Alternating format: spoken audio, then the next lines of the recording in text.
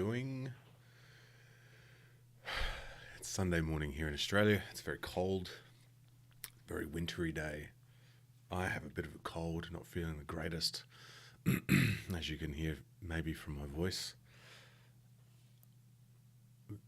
Have done a rat, and it is not the plague again, which is good.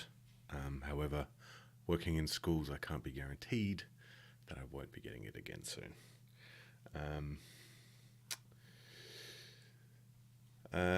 This morning I'm just going to be playing around with some SRDs and some other games that have been released that I'm really interested in. Ones that A, are post-apocalyptic, and B, have a solo element. Or C, that I just like. And it's Ian. Good morning, Ian, my good friend. It is lovely to see your text. All right, so this is for the game. Now, the game is the current name I have for a game that I'm working on, ideally to be released next year, but I actually am just going to tinker with it until it's ready. I'll probably release an Ashcan sometime between now and the end of the year, but we'll see. And in that game, you will be a scavenger who is attempting to find relics from the past, which in this game are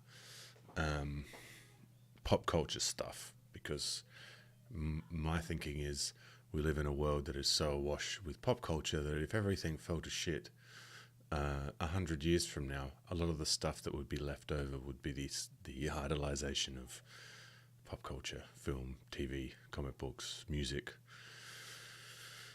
video games, all that stuff. And I'm calling it the game at the moment because I don't know what that is. I do have a list of, this is my working document, by the way, my working titles: Wasteland Scavenger, Odd Wasteland, Wasteland Raider, Old Timer, that's got something to do with the lore of that game, Relic Librarians, Wasteland Librarians, Bibliotheques of the Badlands, Badland Biblioteca, Wasteland Biblioteca. I don't know what it's going to be yet, but it will be something like that. This is what I've got so far. I've got some intro stuff. I've got some oracles that I've been working on. I'm about halfway through the first round of oracles. Anyway, I've got enough in the sense of oracles for me to have some playtests, but I want to play something. I want to have a character to play with. I might just, I don't know if I can.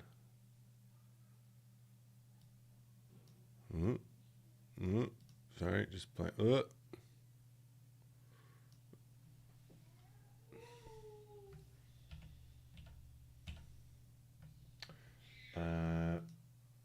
There we go, that's better. I might just put my head down there so that you can see what I'm looking at here.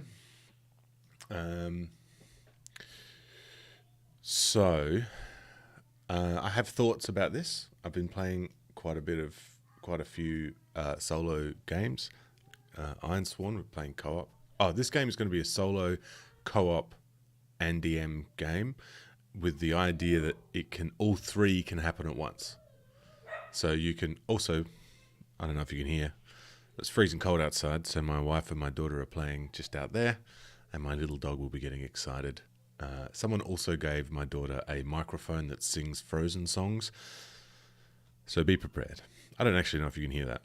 Ian, if you're still there, let me know if you can. Yeah, so I've been playing a lot of solo games, well, Iron Sworn mainly, and watching Matt Kay, who made this Year Zero Mini, which is essentially a mini version of the Year Zero engine, watching some of his solo games using Year Zero engine.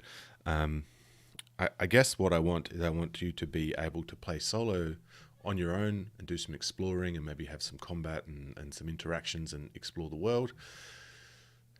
Team up with your buddy when you want to hang out and do it co-op, and then go on dungeon crawls with a GM as well. So that's kind of where I'm at with this at the moment. So I guess what I want to do today is take the things I like out of different games. So the different games I have here are Iron Sworn, which I love the action roll here. So the idea of challenge dice, I don't know how that works for me in this system yet, but I like that idea.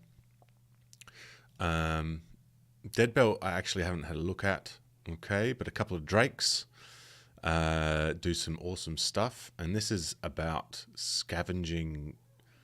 I mean, look at that artwork, man, it's so good.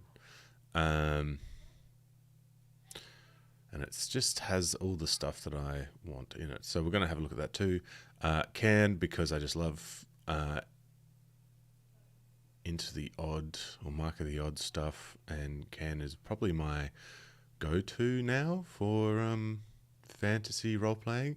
And then Nuked, because when I read this, I was like, hey, this is almost the game that I want to make, except it doesn't have the Oracle stuff in there. But you'll see what I mean when we have a look at it.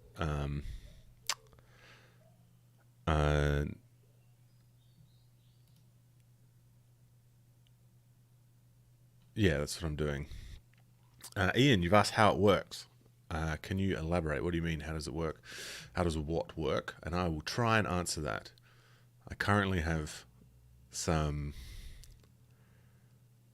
I have a few oracles. I have an idea in my mind of how this game's going to work.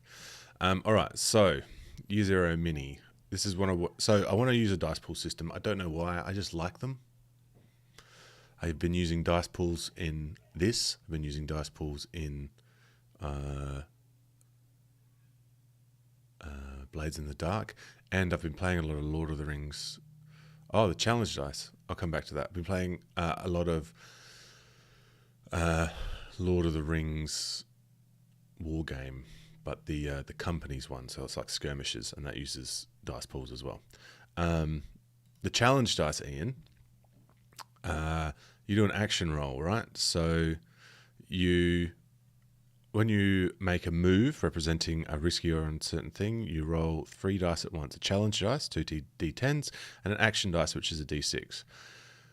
You add your relevant stat to the action dice, because the action is essentially the action you're doing, and the challenge dice represents how difficult it is, okay?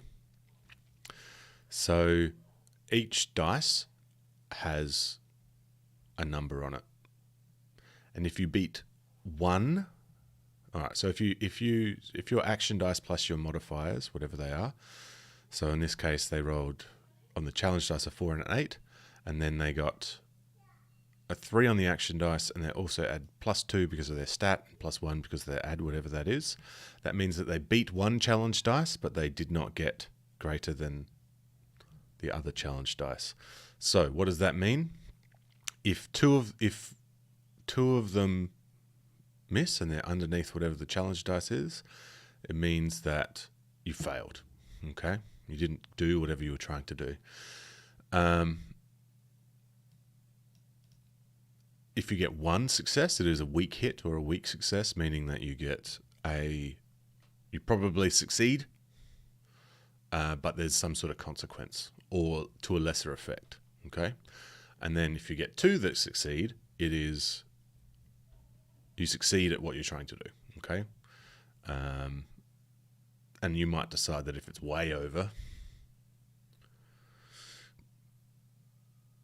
something good happens. And this is interesting too. If they match, there's some sort of odd twist that happen, or a new complication, which is cool, because that will happen quite a bit with D10s.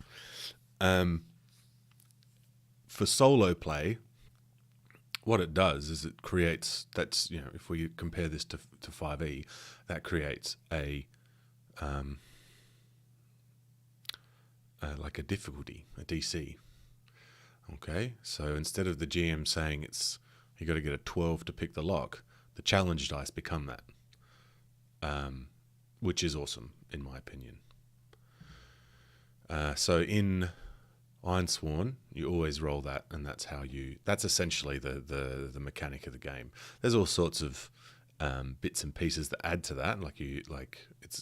It is actually quite complex once you add all the parts of Ironsworn, but just those that you can just play like that, it's really cool, and then you can use the oracles to roll on to help you with that. So I want to maybe use something like this. Anyway, Year Zero Mini. This jumps straight into character creation, and it goes step 0, your group. What are we? We already know what we are. We're scavengers who are searching the wasteland. Concept, background and career. I don't know how this is going to fit for this game yet, so I'm skipping that one. We are going to have a description though. So look, and we're going to have a name, aren't we? We're probably going to give our guy a name. Or our gal, or our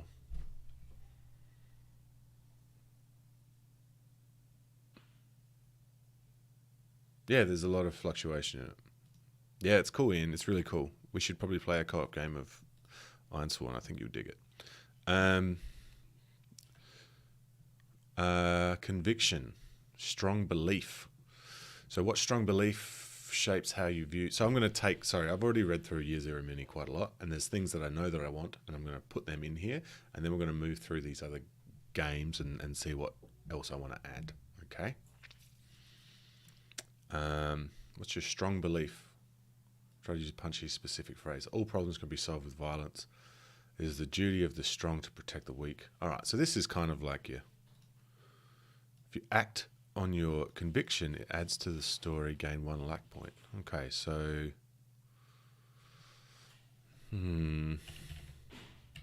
beliefs, guiding force,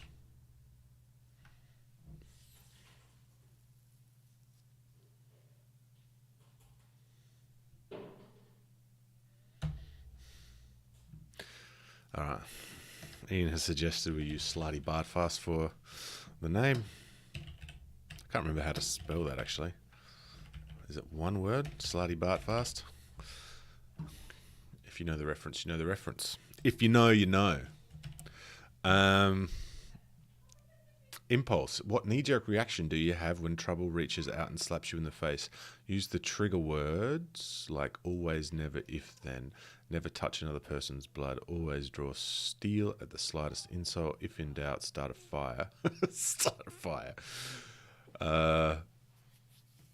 I've spoken to Matt a couple of times just through Discord and stuff. You should check out Matt's YouTube channel. I think I've got it in below in mine. It's called Three Skulls Tavern. He's doing some writing for Career League now for various games and stuff, and making his own games.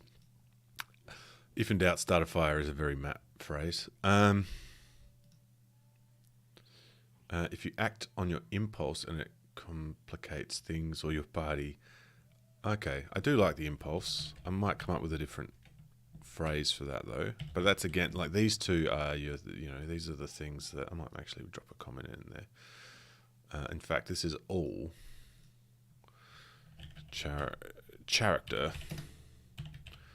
motivation stuff. It's just a little reference for me. Friend, how do you... Oh, also I'm using... Matt's made these as like phone friendly. That's why they've got a bit of a strange layout, but it's just easier for this. Friend, how do you feel about the MPs closest to you? That I think... I can go down here. Party, building...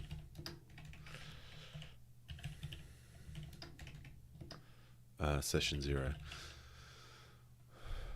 I think it's really important that all characters have some sort of link. Makes it easier when you're role-playing as to why you're all together and what you're doing and why you would even hang out together. This game, however, has got some interesting connections because you might be playing solo a lot and then teeing up with people. So there might be some sort of trade-off as to why you're doing that. All right, attributes. Now, I actually really like these attributes. I was thinking about this last night quite a bit. I like these because they are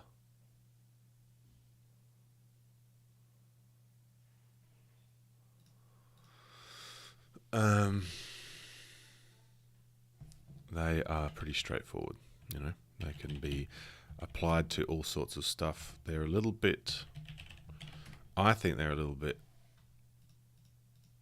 fluid in that we can probably use them for different stuff and not just like charisma rolls.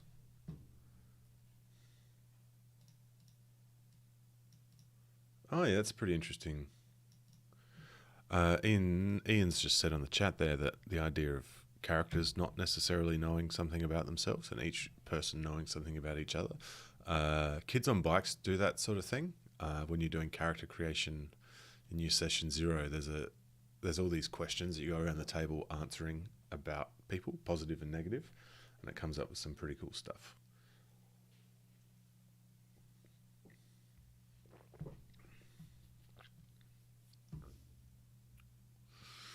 Okie dokie. Assets and gear. All right, so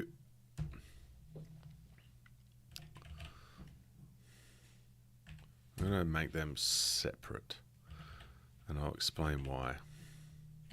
Asset management. Thanks. Gear. All right, so in Year 0 Mini, an asset is a piece of gear. You start the game with one asset, a piece of equipment which says something about who you are. Try and make it something iconic rather than something useful. Examples: a small but savage dog named Fritz, a battered but reliable mountain bike, a sturdy shepherd's crook, cybernetic hacking tools concealed in your wrist, a luxurious bath towel embroidered with a large 42. I guess that works here for Slutty Budfast. It can help you on a roll. Your asset grants 2 bonus dice. So I like the idea of having a tool that is specific to you and your character that adds to that, okay? And it is something that you can come up with that's, I mean, you don't want it to be my method, my thoughts of RPGs. I don't play games with people that are dickheads, okay? That's why I like the luck roll in most games. I've had people online tell me, I don't use the luck roll. They can't just come up with whatever they want. I think with the luck roll, passing it over to players a lot more is better. And I've had people say, I would never trust my players because they'll just do things that break the game. And I'm like, well, if that's really what you think, I feel like you shouldn't be playing with people like that. Like the game is... That's the trust at the table. So, you know, saying that you have the BFG from Doom is probably going to be a little bit overboard. But, you know, a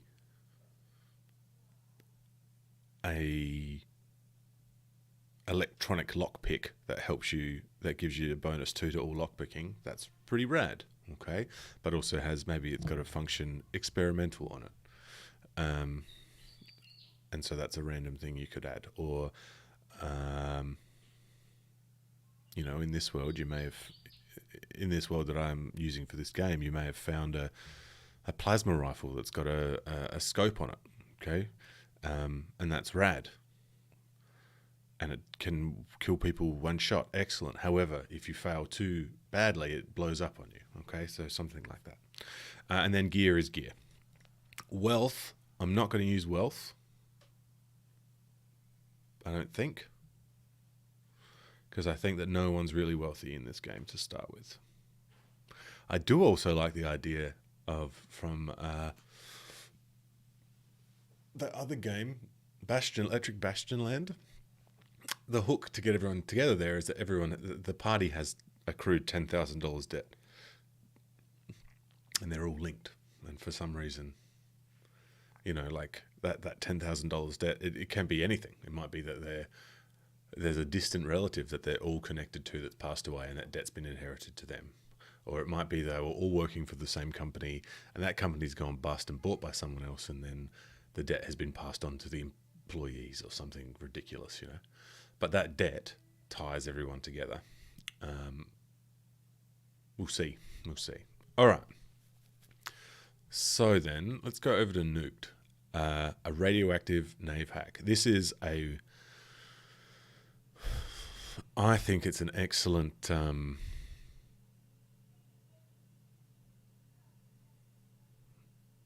I think this is an excellent... Like, if you want to play Fallout RPG, play this instead. My experience with the 2D20 Fallout RPG is... I personally just did not have a good time with that game. I tried really hard, but it's felt like I don't know. It was just a lot going on. That's harsh. I did actually like it. I did like that game, but it was so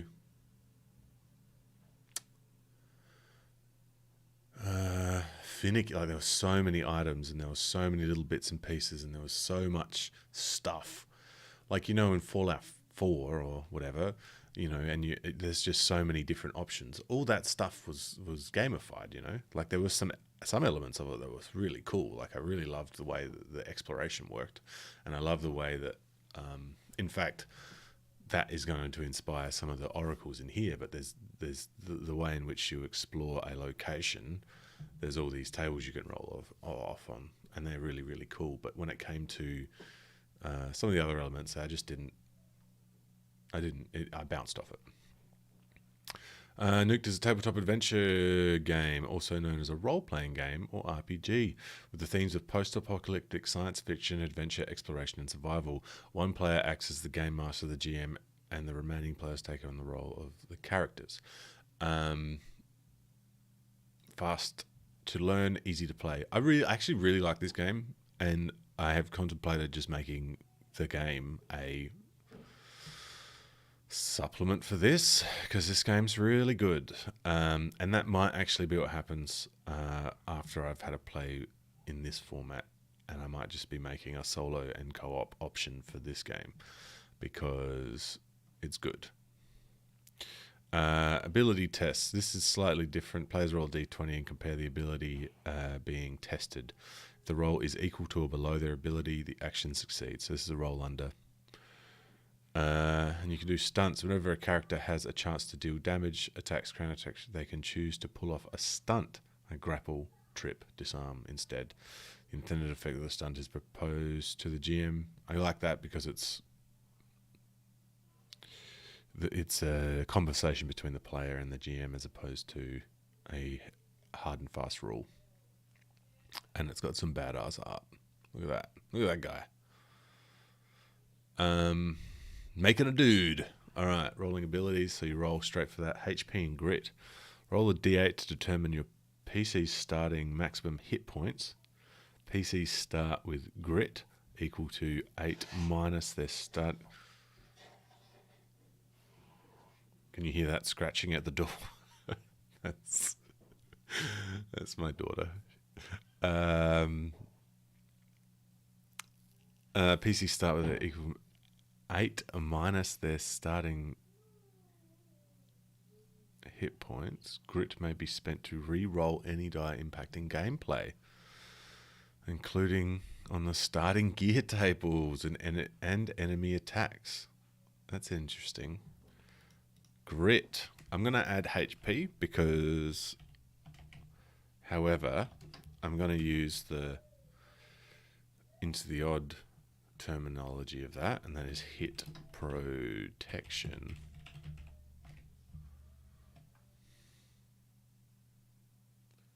Luke Meany. Yeah, that's right. It's really happening. There are raiders at the door, Luke.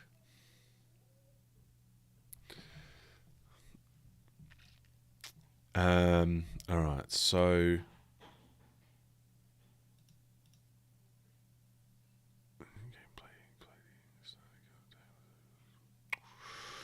hit protection. So the way that HP works in Into the Odd is that it's not your hit points, and when you get to 0 hit points, you don't die or become unconscious. It's hit protection. So it's your protection against damage. And the way that works is with each time you take damage, so you lose HP, okay, you mark that off, and then when you get to 0, that's when bad things start to happen, okay? You have to make saves so that you're, like if you're taking physical strength, if you're using physical damage, like taking physical damage, you'll start losing your strength, okay, if you fail the saves. And you also start getting scars. I like that idea sort of, but I think I want to go down a path of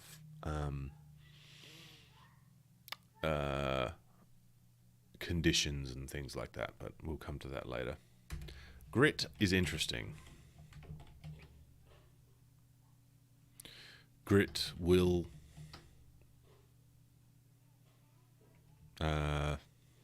endurance.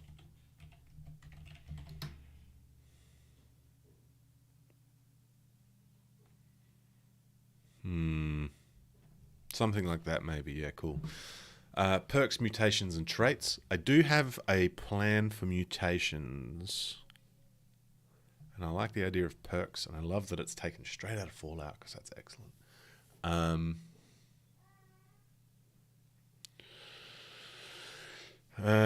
What am I thinking here? Perks is a pretty cool idea. Perks is a maybe, though. I think that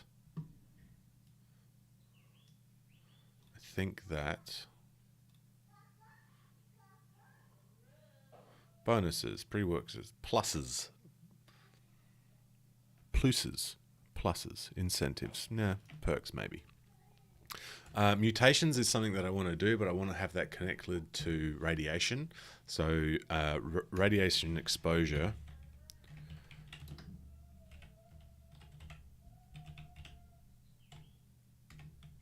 is a thing. So, and I've got a rough idea for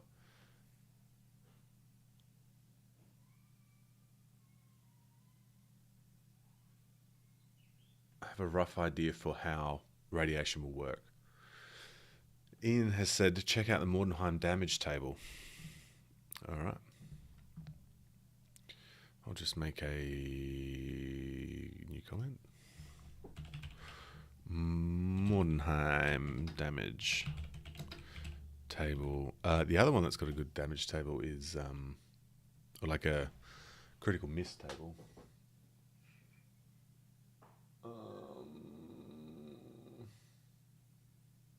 It's Warlock. Warlock's got really cool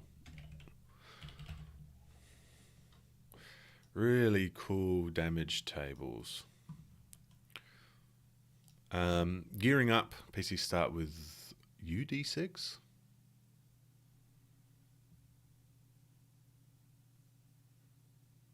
That's interesting. I don't know what UD6 means. Is that written somewhere here? All right, let's keep moving. So this has got some cool stuff for like rolling for what you look like. I don't scar. 1d12 to determine scrap of scars. A benign tumor, broken nose, busted teeth, claw marks on the chest, droopy eyes, half face burned off. Face half burned off. Glasgow smile, interesting. Missing fingers, rope burns around neck, scar. Oh, okay. All right, virtue background. So that's the word I was looking for here. Virtue.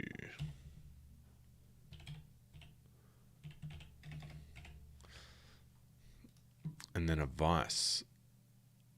Cool. Oh, these are pretty interesting backgrounds. They're very interesting backgrounds. I love the way they've done those ones.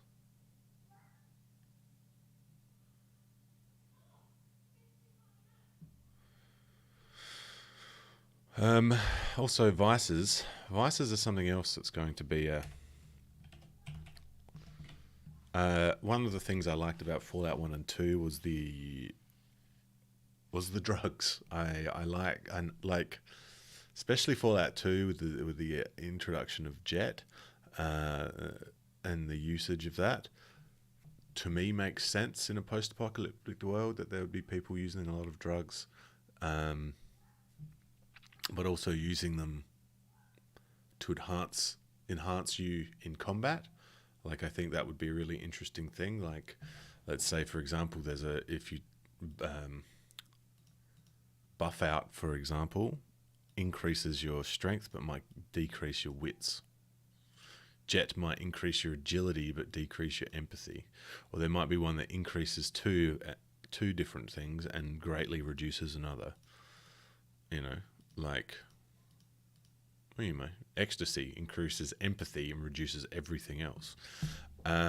Yeah, so vices, drugs,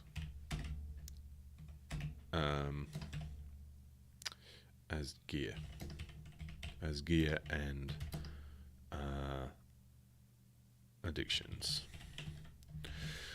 Okay, keep looking through stuff, heaps and heaps of stuff. Scrapper advancement, I don't know about advancement yet. I'm not going to worry about that. Vehicles, yes, there's so much cool stuff in this game. So there's vehicles already in there. Items, so many items. Air freshener spray. There's all sorts of cool stuff. So there'll definitely be gear. I have an idea of how that would work with strength, though. So I like the idea that your gear is connected to how strong you are. So how much can you carry is connected to how strong you are. But then you can also get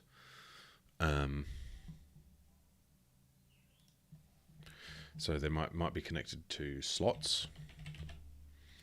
So say you've got, I don't know, strength 5, right? It might be 3 times your strength is how much you can carry. And if you've only got strength 2, then you can say that's only 6 slots. You can still get a backpack, which holds 4 slots or something. Okay, so it sort of breaks out that way. You can only have 1 backpack at a time. You can't wear 4 backpacks to branch everything out. But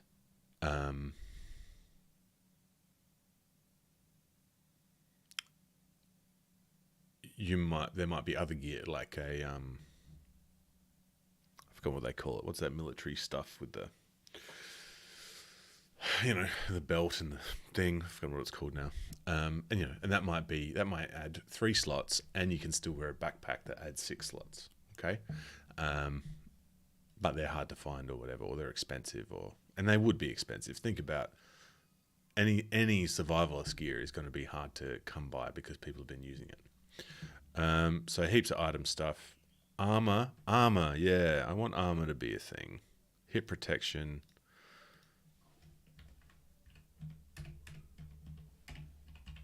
Hit protection and armor, in my opinion, go hand in hand, but we'll come back to that. And weapons, I think, all connect there. Now, I have many thoughts about weapons. I'm unsure if I want them to be a dice roll or a fixed damage. All right. Now, because I want there to be tags for weapons. So let's look at that. So let's say you're using a handgun. All right. Oh no, what's a better example? You're using a rifle with a scope. All right. Now see, this is good. This breaks down slots and stuff. Flamethrower 3 slots. Yeah. Okay, I might have to have another look at how they're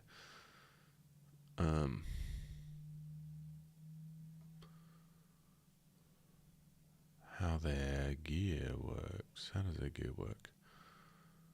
Gear. PCs start with UD6 worth of rations, UD6 worth of rolling stone. PCs have a number of item slots equal to their guts.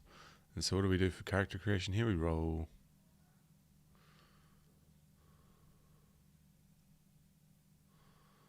on abilities. 2d6 add 6. Okay, so you could end up with maxing out at 18 slots because you're really gutsy. All right.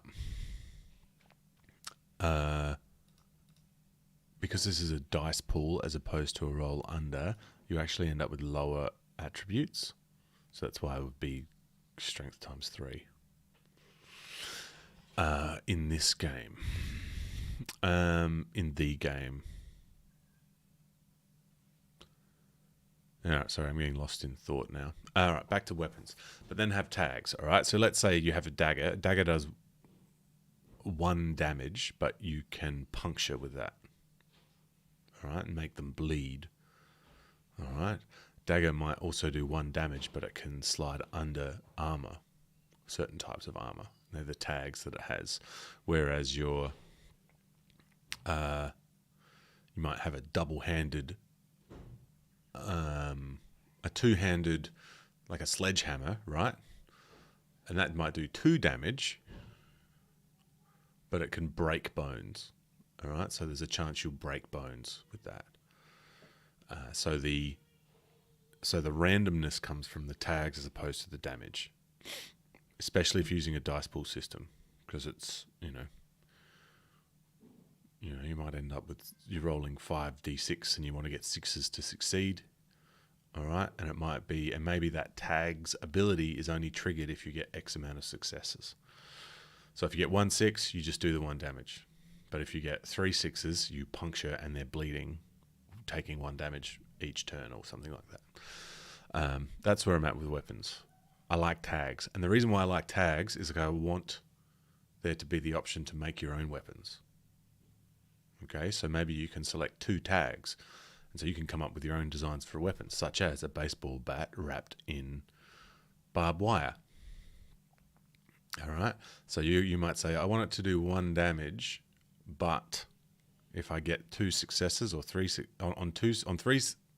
successes, it bleeds, okay, or grazes or something, and on 3 successes, it also breaks a bone. So that's where I'm thinking with that. Clothing, food. So this is just so detailed, and I do love that. It's detailed, but it's not unnecessary. I mean, it's not as detailed as the Fallout game. I do have the PDF somewhere, and I will go through that one day. And junk. Got to have junk. I love the idea of junk. And this number 20 down here, a tube full of cardboard discs of pop culture references. Perks and mutations. There's a heap of perks and mutations in this. I like that. Right. I think that's all I'm going to take out. Get inspired from. I say take. I don't think there's anything in here that's too prescriptive. Can, which is a very similar system. I love this page. Can is written with the following design philosophies in mind, but we'll come back to that. Has principles for wardens, principle for players. Character creation. They're trying to get in.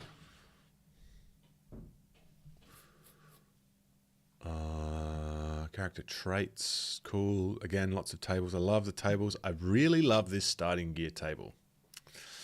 Like, I really love it. It has expeditionary gear, so like a specific type of gear that you use for exploring, has tools, has trinkets. And then you get to do a bonus roll to see what you get. This game, you start with a lot less gear. She's really banging on the door now, which is adorable. So with this game, there's less gear, but you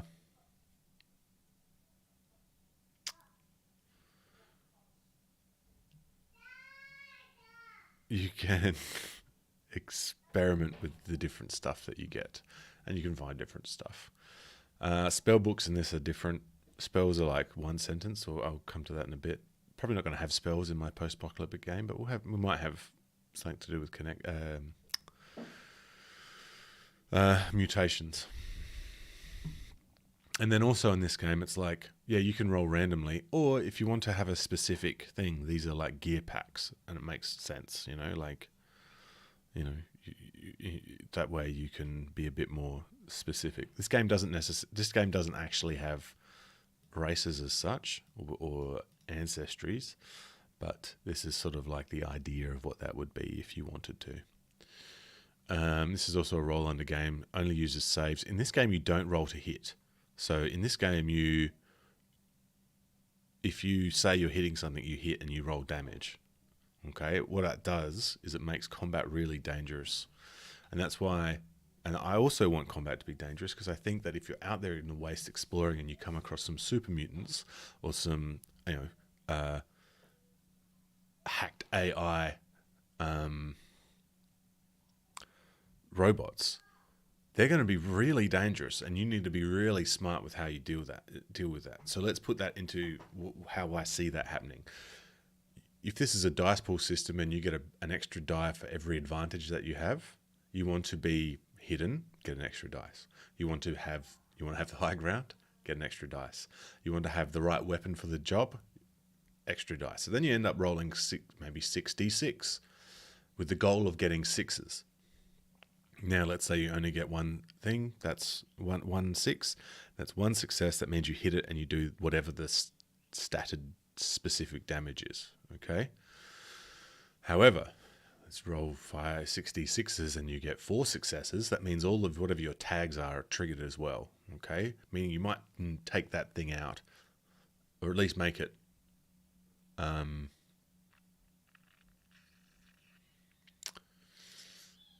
you might take it out of the combat, even if it's not dead. Okay, you might blow its leg off, and so it can't come towards you. Anyway, that's what this game does. There's no roll to hits, but combat becomes really, really dangerous. So you got to be planned, and you got to set ambushes and all this sort of stuff. It's cool. Wealth and treasure, casting spells.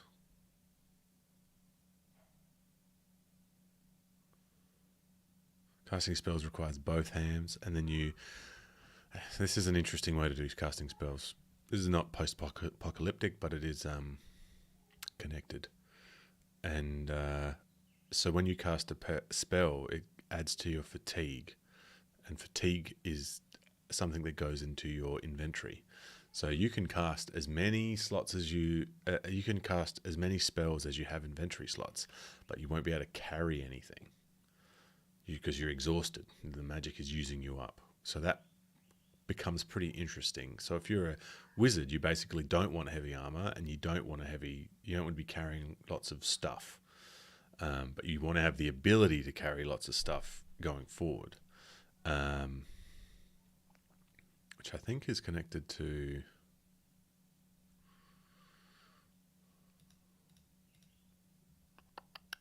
inventory. You have a backpack with 6 slots, one slot for each hand, and 2 slots for their upper body, such as a belt, chest, or head.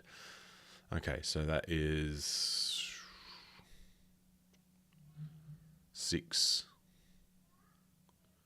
8 slots. So you could cast 8 slots, but then you would use up you couldn't carry anything.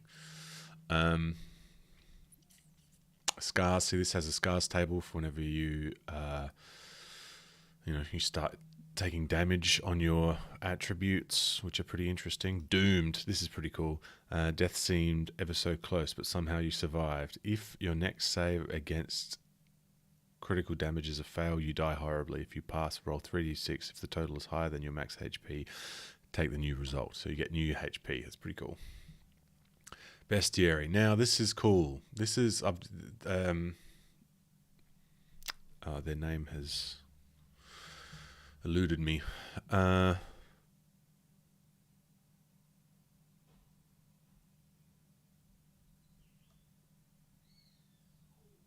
Last name guy. The writer of this is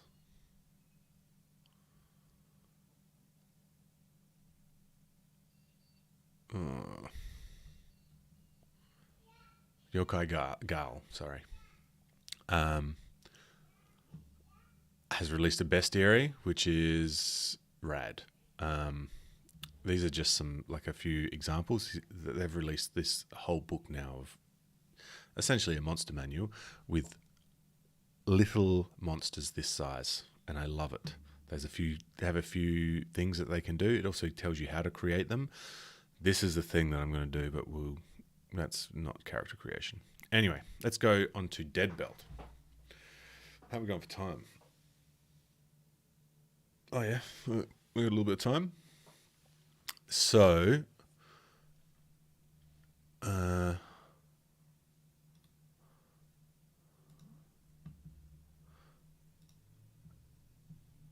Dead Belt is a solo RPG for space cowboys. I mean, what's not to love? What is not to love?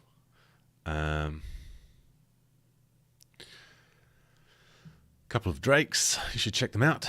Drake and Dice and Navi Musing. Good people. Check out their other stuff that they make as well.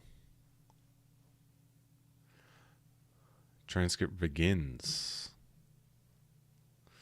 This is the Terran Concordat vessel chariot. You are entering the Dead Belt. Terran Concordat protection ends at navigation beacon Sigma 30 for 20. Be advised, your entry is not logged. Exit is not monitored. Squawk IFF and plot return course to home sector or maintain current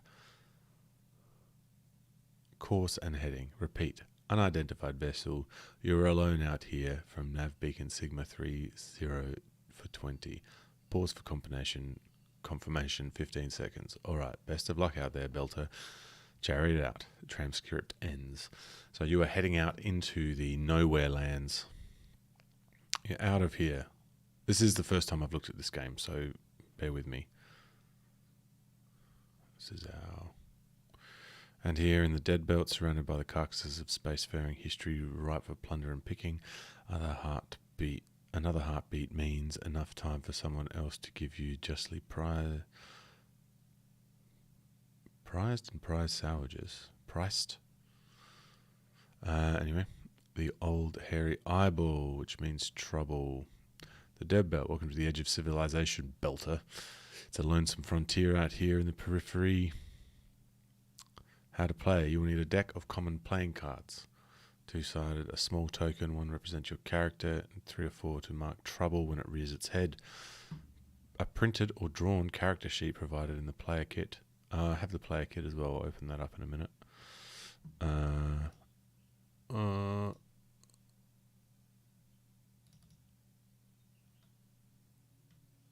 come back to that.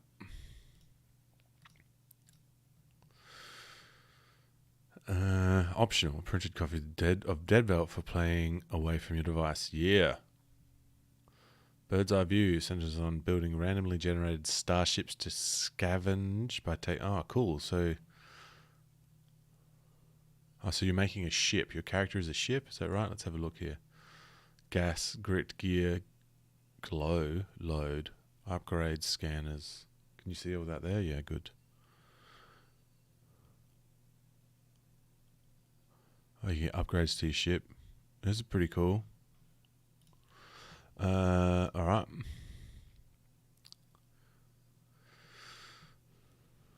Six is a success.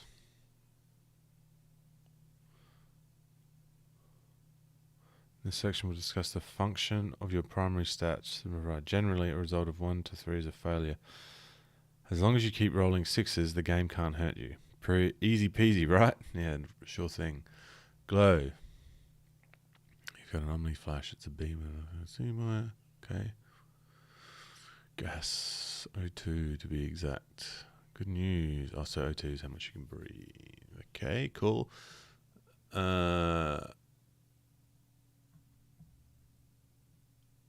Cold hard cash. You can make upgrades and investments. Upkeep.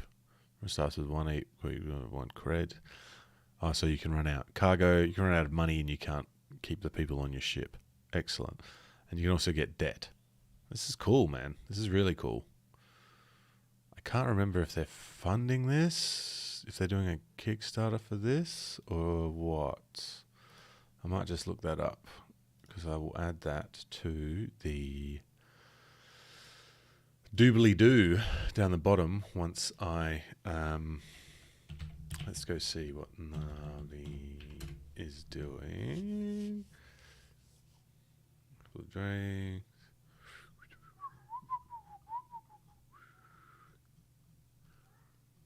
Hedge. Sorry, I'm just scrolling through Twitter quickly. Deadbolt.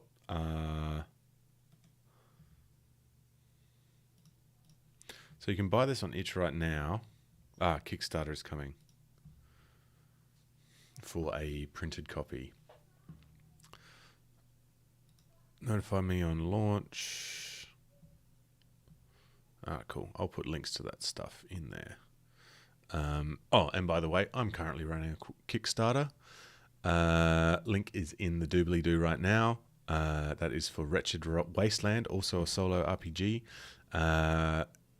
Doing a reprint. We are at 75%, over 75% now, almost 80%. Cool new artwork, cool new layout. Aiming to be delivered early next year, but possibly sooner. Check it out. It has got some excellent new layout. There's a cool video that, I'm saying it's a cool video. I made a cool video for this. So do check it out. The link is just below. And this is sort of directly connects to the game, because in this game it's a hex crawl, and Wretched Wasteland could be one of those hexes. That's all. That's sort of where I'm at with that. So it is actually the same world. So the lore that's discussed in Wretched Wasteland is the same lore. But yeah, Deadbolt is kickstarting, which is cool. I would go and check that out if I were you, but I will upload the links later. Okie dokie. Overview, need to know about birds, the pet's name of the dead ships floating out in the belt. All right, let's have a look at what the deck does. Character creation, choose your belter. A lot of the folk come out to the dead belt to make their fortune. If you've got a ship, casual disregard for your own safety. There's profit to be made picking over the hulks and wrecks on the last lonely spiral towards the end of all things. Maybe that's enough, and you're not just addicted to the thrill of breaking the seal. Maybe you're looking for something out there, something that you couldn't find on a mud ball spinning. Okay, so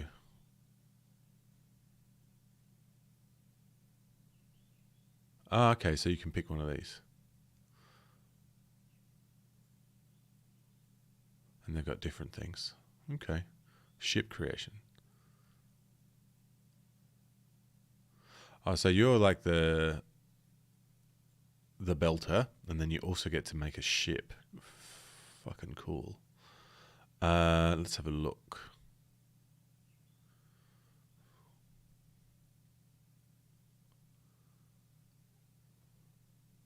Bankroll. Sorry, I'm going really quickly here. I think I'm running out of steam. Earlock, Spacewalk, Birds. All right, I think this needs to be its own video, because I might actually give this game a play. Oh, you use cards that way. Oh.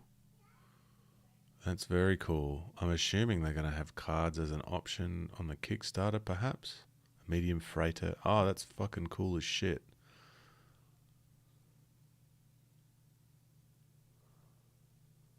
D6 for alien. The alien rival scavengers, rogue AI, murderous ghosts, merciless pirates, nanite swarm.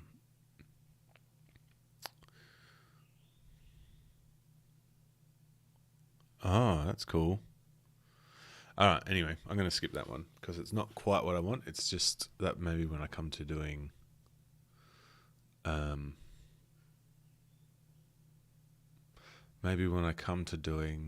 stuff about solo play, I'll come back to that. Alright. So then, in review, what have we got here? We've got a name, a look, belief system. This is all their character motivation stuff. Okay. Then we have our attributes: strength, agility, wits, empathy. Personally, I think that covers everything, and that's what I like. Assets will give you a +2 to whatever you're rolling. Gear and slots will do a 1 if it's appropriate. There will be hit protection, meaning that you can take some damage before bad things happen. There'll be armor, which will maybe have tags too.